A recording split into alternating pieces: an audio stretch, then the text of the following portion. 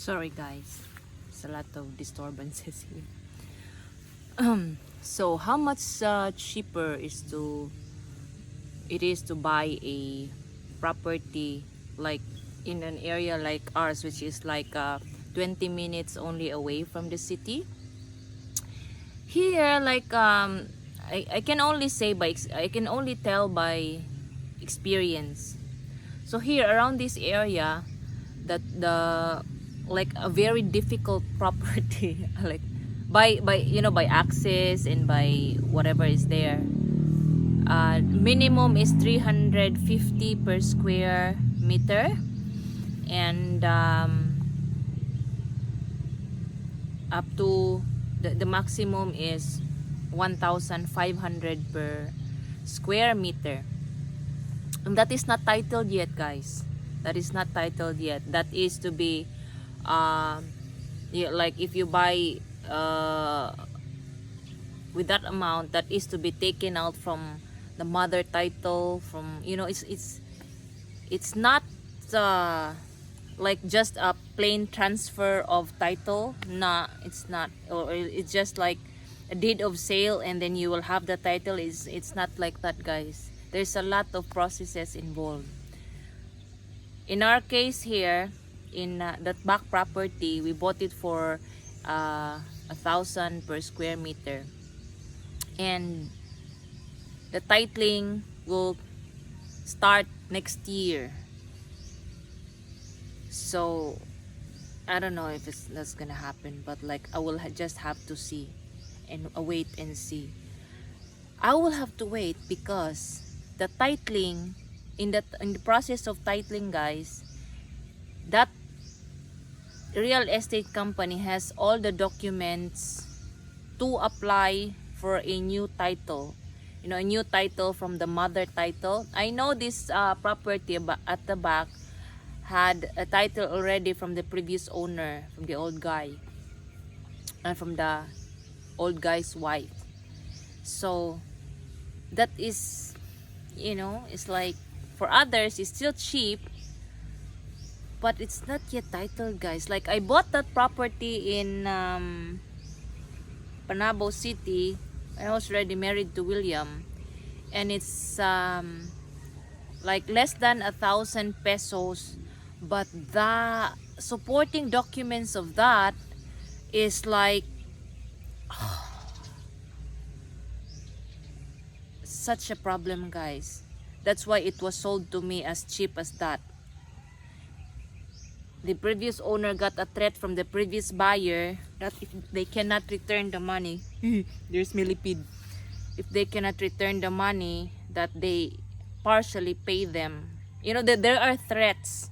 That's why they really had to sell it out as fast as they could. So they offer me at a lower price, which is like way below the value of the assessed value of their land. Like I think I think I bought it at less than 1,000 when I had it when we had the tax clearance. That was valued at 3,080 per square meter, because that's in the city. So that's the thing, guys. In the city it's really so expensive. Lucky if you get like 2,500 per square meter. Like I've seen in Davao City, like they advertise, they post they post in a like a trunk of a tree, like lot for sale, 10,000 per square meter. 10,000 per square meter. That's cheap. Really, that's cheap. For a when I was processing all these documents, guys, like it's a learning experience for me. Really, like what documents I should look at when I buy a property. What like what are the latest payments or like made by the owners for a property, things like that. There's so much, guys. But let's just stick to the land prices topic. So in the city, like here in Panabo City, that's downtown, that's the uh lowest price I have seen so far, because some of my friends, they bought it for 3,500. That's even a tsunami prone area, for 3,500 per square meter only. But you know, the prone it's crazy. So like, you know, building our house in this property, which is like 20 meters 20 minutes away from the city only, it's really not that bad, guys. So like, oh, William would always prefer not to live in the city, because for him it's a concrete jungle. Like everybody would hear the whispers, you know. Really. So some areas I've seen, like if you're a follower of my husband, the Aussie farming in the Philippines, we visited my friend's place. She's trying to sell it to me. I think that was 1.5 hectare or 1 hectare. She's selling it for 5 million. That's that much. I think 5 million. That was 2020 February video. I think January, first quarter of 2020, guys. Have a look at it. It's still available, and it's a really nice area, not like ours here. There's a lot of hillsides. Her property is a flat terrain, but there's other things that you have to consider, guys. Like, that property is to same as my property in Panabo, my lot in Panabo. That is to be taken out yet from the mother title. Yeah, so still lucky that one. Whoever gets to buy that one is lucky, because the mother is still alive. And you know, for the processing of documents, only one needs to sign. Like our property in Panabo, guys, like I said before, it's just too complicated, because like I paid 2 deed of sales. Why? The first is when the original title was still by the name of the great grandfather, and so there's a lot of other documents like extrajudicial settlement and all of the heirs. I can't say it properly, sorry. Yeah, so there's a lot of signatories needed for that. I don't like it, but I had it done, guys. I had it done. Like, I can't remember what I did that time, but I had to hire a real estate lady to help me process on that. But still, I had to go to the mountains, the different mountains of Mindanao, to get signatures from everybody involved in that title, just to have my own title. So like William said in his in most of his videos talking about that Panabo property, I was the first one who got the title from the 2 hectare land of that family. So I succeeded in that. So like most of my properties now are titled, except for this one. The titling, I am eligible to apply now, but I had to wait for the other, you know, for my other properties at the back, or other properties at the back. I have to do it one time, because guys, whenever you process documents here and you go to any government office, it's a battleground. Really, government offices. When I process the just the survey, getting the approval of the survey, guys, they won't let me in the office to follow up my papers, if it's signed or what, if I don't have an envelope in my hand to go into that room. I ask, what's the envelope for? Well, people here are used to seeing this envelope If you don't have, nobody will talk to you inside. Seriously? I was confused. Do I really have to do that, or is this a trap or something? Because this Davao City is Duterte City. How can this happen? I was asking, do I really have to have an envelope? Like, it's easy to buy an envelope, right? So I asked the geodetic engineer who made the survey, what should I do? And then the engineer said, ma'am, just give this person an envelope with the amount of blah blah blah minimum. Envelope? Why should I?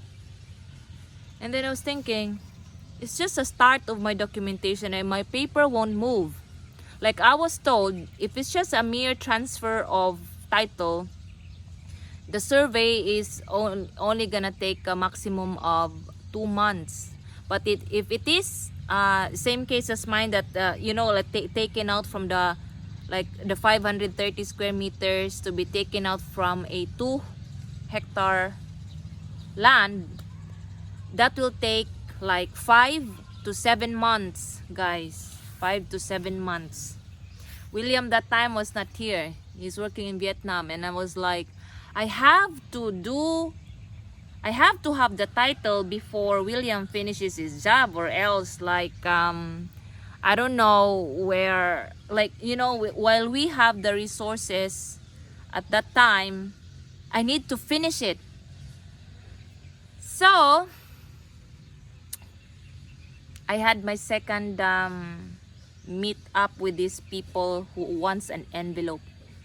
When the engineer told me, okay ma'am, you just try. So I did, and he gave me a name to, like, guys, I know it's wrong. I can't even take this thing. This is the Baluarte, you know, the city of Duterte. But these people are doing this, and no shame, really no shame of telling me that they are used to that. Like, just to follow up where my paper is, because this paper, these survey papers was sent to their office, and then has to get approval from another office near the immigration, and then has to go back, or has to go to another office, and then go back to their office. And I said to myself, so nothing has changed then. In this office, nothing has changed. It's like, it can't be that Duterte is like, you know, holding their neck all the time to do their jobs for them. I can't accept it, guys. But like, for me, I just have to get it done. Is 2,000 pesos too much? That was my question. Because that's the minimum, guys, to insert to your envelope. So I said, so I don't have to, I won't take lunch, 3 lunches in Davao City. That's what I did, guys. I did not take 3 lunches just to pay these people. Not that William is like counting on this, but for myself, you know, like because I accepted this thing. It's wrong. I know it's wrong, guys. I know that was stupid of me, but I get the things, I get all the papers, and I got the title. I got the title, guys. So like, I just have to deal things my way, and few things their way.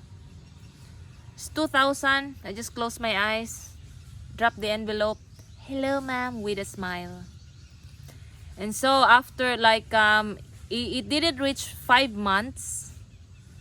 I did the survey in June, and that was approved before November. Yeah, before November, just after the holidays are finished in Davao City, or some how you call parade, I don't know what's that. but they always have these festivals. So I did that, and I had my title in January. So the processing took 8 months, or almost 8 months. So I had the survey. I started the survey in June, and then submitted the survey while processing other documents, getting the signatures and all. June up to January. I already have the title in my hand. From the two titles, guys. Yeah, because I bought it from the original title, and then the heirs had it in 9 titles, and the seller, the one who the kids who sold it to me, is in one, is like their names appear on one of the 9 titles. So no, appear on 3 of the 9 titles. So like I had to spend more money because the father is dead. The real estate, I know, guys, you'll tell me it's not my responsibility, but how can I get money from them to pay the real estate taxes? How, like, I can't wait, guys. I need to finish. Typical May, no patience. I paid for that. It's not much, but still money, right? Like, as long as it's not like, as long as I can still close my eyes, I'll just pay. But if I can't, like, I have a certain limit for everything, and I don't shut up, which is like William hates me sometimes about that. Hates me for that. I can't shut up. So anyway, guys, I had a title for that. So the latest one we bought is for this property at the back, which we bought for like 1,000 per square meter. That does not include yet the the other expenses like the deed of sale, and I haven't applied the title yet. But these guys are remote areas, so like, for if you want to know, like if you want to buy a property that's like 10 minutes closer to the city, I have a neighbor in the city who bought a property like 15 minutes from downtown. The assessed value so far is 2,500. That's in the city, but on the agri side, on agri areas. Because here, even if you say it's a city, there's still agricultural areas.